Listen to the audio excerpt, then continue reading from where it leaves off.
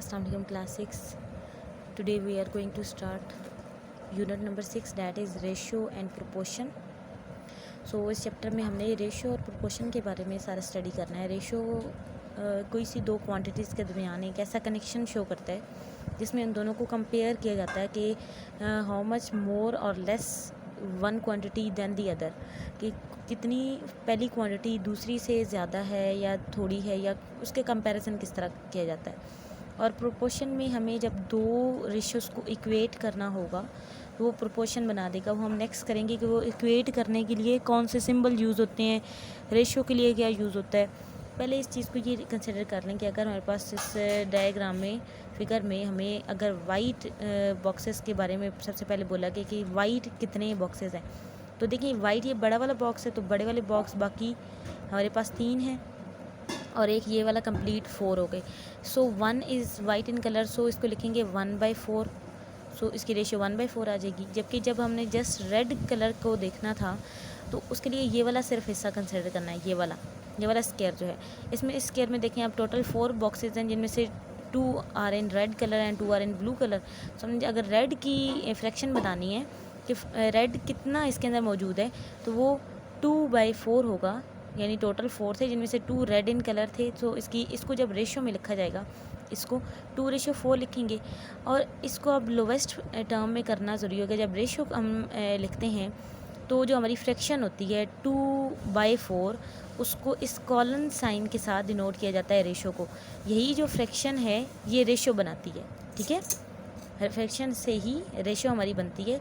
जो 2/4 हम इसको लिखेंगे तो इसको फिर लोवेस्ट फॉर्म में करना ज़रूरी होगा. तो 2/2 डिवाइड किया, 4/4 को भी डिवाइड 2 किया, तो 2 1 is 2, 2 2s are 4, तो 1/2 is the lowest form of this fraction. जो इस पहले फ्रैक्शन थी जिसको हमने कन्वर्ट किया रेशियो में और फिर रेशियो को उसकी लोवेस्ट टर्म में भी कन्वर्ट कर दिया, ठीक है. अब ये ऑलरेडी अपनी लोवेस्ट फॉर्म में है. 1 और 4 किसी कॉमन टेबल पे डिवाइड नहीं हो सकते. सो अब इन फ्रैक्शंस को अगर कंपेयर करें, ठीक है, दोनों को, रेड और वाइट वाले को, तो देखें जो हमारा रेड कलर था वो ज़्यादा है as compare to the white colour. So हमें इसकी जो हमारी फ्रैक्शन आ रही है बड़ी आ रही है, इसकी छोटी आ रही है. तो ये कंपैरिजन हमारा अगर फ्रैक्शंस के दरमियान हो सकता है तो ऑब्वियसली हमारी रेशियोज़ के दरमियान भी आ सकता है. तो 2/4 हमारी बड़ी होगी 1/4 से, और जब इसकी लोवेस्ट फॉर्म हमने की ना 1/2, ये तब भी बड़ी होगी 1/4 से. इसकी लोवेस्ट फॉर्म भी, हालांकि अगर अब आपको 1/2 छोटा नज़र आ रहा होगा, लेकिन ये बड़ा होगा. 1/2 इज़ ग्रेटर दैन 1/4.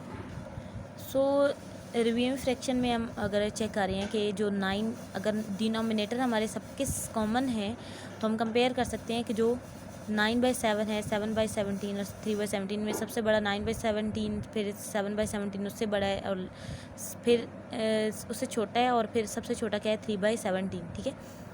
अब ओवरऑल ये सबसे बड़ा आ रहा है और ये वाला सबसे छोटा आ रहा है. अब रेशियो एंड प्रोपोर्शन हम ऑफन नीड करते हैं कि कोई डिफरेंट क्वांटिटीज़ को कंपेयर कर सकें एक दूसरे के साथ. जैसे हाइट्स ऑफ 2 चिल्ड्रन आ गई, length of different pieces of cloth हो गया, वेट्स ऑफ डिफरेंट फ्रूट्स भी, speed of cyclist in the race. So इन सारी चीज़ों का कंपैरिजन करने के लिए हम रेशियो और प्रोपोर्शन को यूज़ करेंगे, ठीक है. These are very important because it is often necessary to relate things which are used in daily life. Comparison by division or ratio sometimes give a more vivid idea of the relationship between two objects or quantity than a comparison by difference. अगर हम यही चीज़ difference लेके भी compare कर सकते हैं, यानी एक चीज़ दूसरे से कितनी बढ़िया. अगर मैं पेंसिल ले रही हूँ 10 रुपीज़ की और मैंने एक पेन लिया 20 रुपीज़ का, सो हम अगर माइनस करते हैं 20 - 10, तो मैं कहूँगी जो मेरा 10 है पेन है वो 10 रुपीज़ मोर एक्सपेंसिव है मेरी पेंसिल के साथ से. लेकिन अगर यही चीज़ हम कंपैरिजन में लेके आएंगे इस तरह रेशियो को यूज़ करते हुए, तो हम ज़्यादा इजीली उस चीज़ को कंपेयर कर सकते हैं. अगर ये पेंसिल की प्राइस है, ये पेन की है, तो हम इसको divide and common lowest form करने के लिए तो अब नई रेशियो 10 1 is 10, 10 2 is 20 हम कहेंगे जो हमारा पेन है वो 2 टाइम्स मोर एक्सपेंसिव है हमारी पेंसिल से, ठीक है.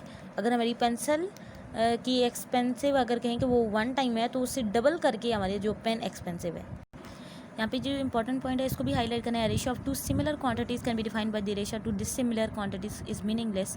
यानी अगर दोनों क्वांटिटीज़ सिमिलर होंगी, सिमिलर होने का मतलब यह है कि अगर हम क्लॉथ की लेंथ अगर कंपेयर कर रहे हैं, उसको कभी भी किसी भी चिल्ड्रन के वेट के साथ कंपेयर नहीं किया जाएगा।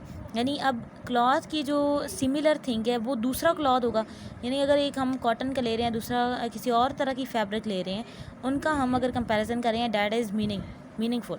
ये एक ठीक चीज़ है, इसको कंपेयर सिमिलर चीज़ें कंपेयर किया जा सकता है, रेशो बन सकती है।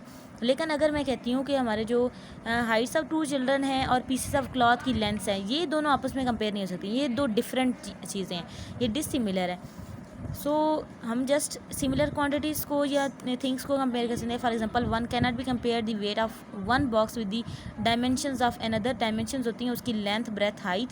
जो लेंथ ही अगर कंसिडर करें तो हम किसी भी की एक बॉक्स के वेट को उसी बॉक्स के या किसी और बॉक्स के लेंथ के साथ कंपेयर नहीं कर सकते। हमें अगर वेट लेना है तो दूसरे का भी वेट लेना होगा, और पहले की डायमेंशन लेनी है तो दूसरे की भी डायमेंशन लेनी होगी।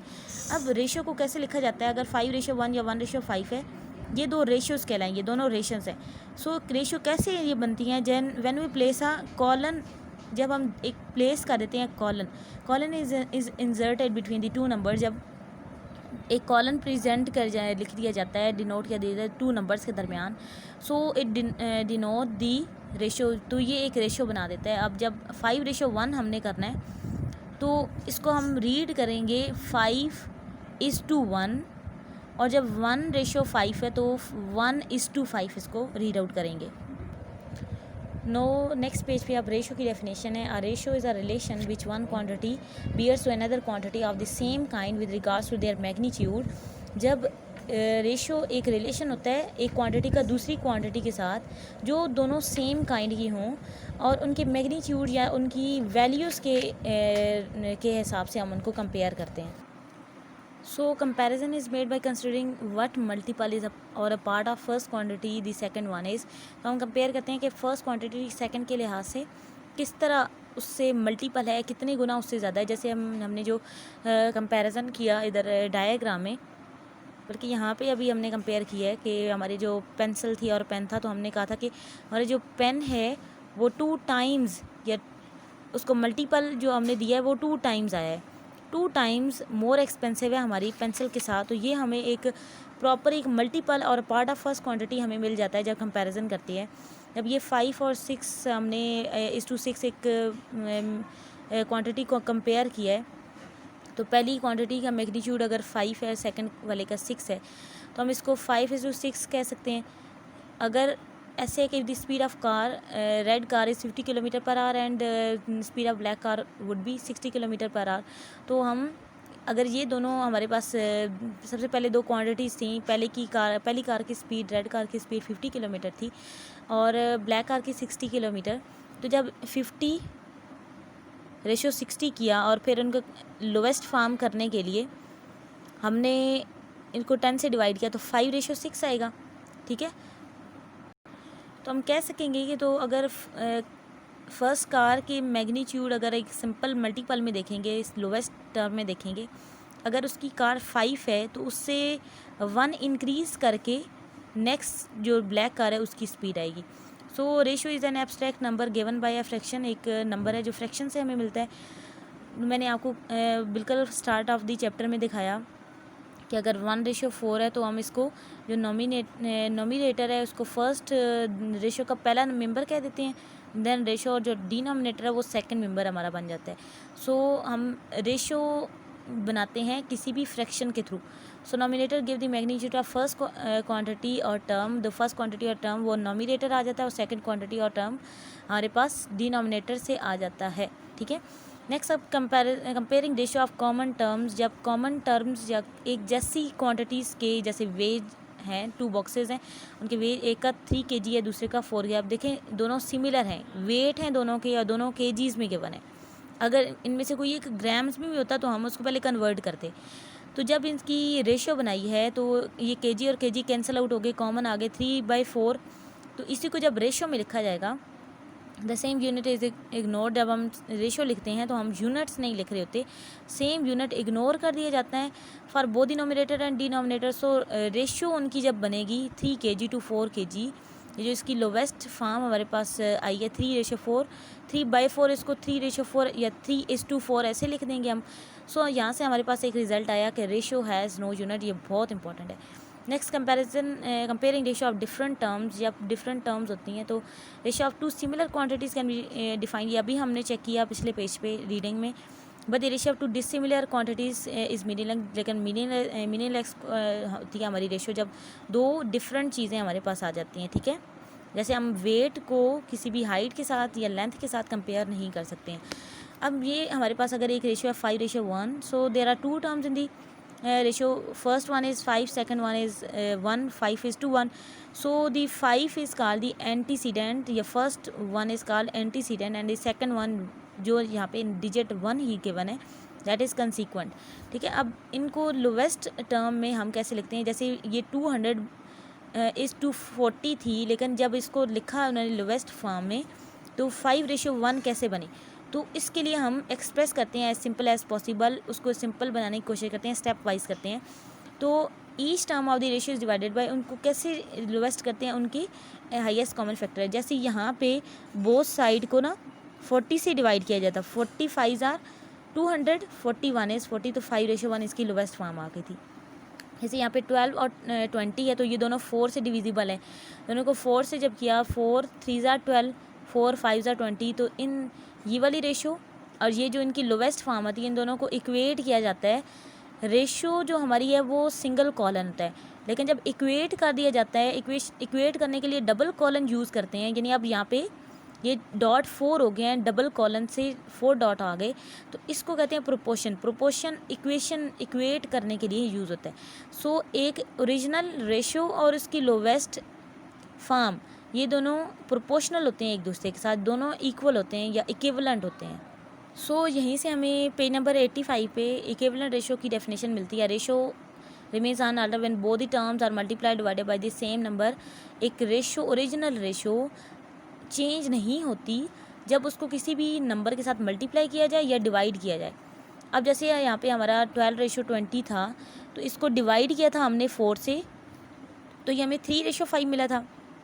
लेकिन ये जो 12:20 है ये बिल्कुल इसके इक्वल है, इक्विवेलेंट होंगे। 2 ratios equivalent if they gives the same result when express in their lowest form. Lowest form में जब लेके आते हैं तो वो इक्विवेलेंट हो जाते हैं। इक्विवेलेंट के लिए हम ये प्रोपोर्शनल का एक साइन यूज़ करते हैं, इक्विवेलेंट भी इसको कह सकते हैं। कि ये दोनों लिख भी सकते हैं कि 12:20 इज़ इक्विवेलेंट टू 3:5 इस तरह, या फिर हम ये वाला साइन यूज़ कर लें, ठीक है। लेकिन जब ये साइन स्पेसिफिकली यूज़ होगा तो मैं नेक्स्ट लेक्चर जब हम करेंगे तो उसमें आपको पता चलेगा कि जब ये वाला प्रॉपर साइन इक्विवेलेंट में दो इक्विवेलेंट रेशियो के लिए यूज़ कर लेते हैं तो ये प्रोपोर्शन बना देता है। प्रोपोर्शन का मतलब ये होता है कि वो दोनों रेशियो से इक्विवेलेंट है, ठीक है। तो या तो हम इंग्लिश में इस तरह लिख दें these two ratios are equivalent, या ये वाला साइन दे दें।